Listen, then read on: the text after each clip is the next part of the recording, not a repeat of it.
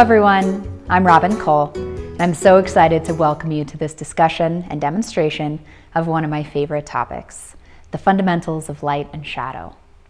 I'm a big believer in really taking some time to explore the essentials of what we call light logic,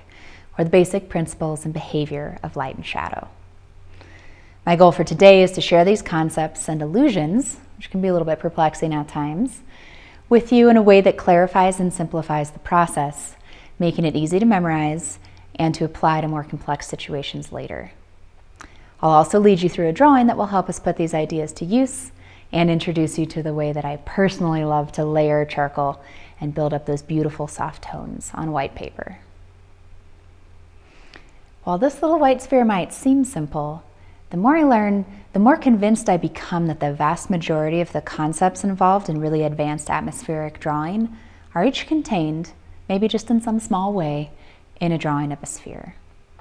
From surface texture to edge quality, focal point, lost edges, the orchestration of your highlights, hierarchy, controlling your reflected light, turning your shadow edges, whatever it is, it's really one of the most compact lessons in artistic technique, and it's both enjoyable and rewarding to draw. When I'm arranging the shadow patterns in a portrait,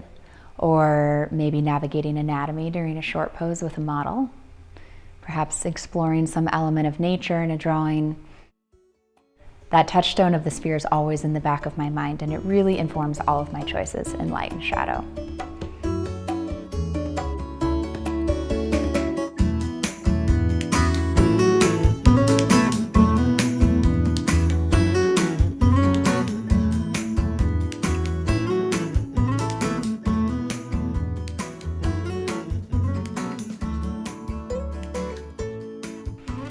If this sounds like something that might be helpful to your artistic practice, I hope you'll join me over at Made for Artists, where I'll soon have a full lineup of drawing and painting foundations videos. We'll see you there.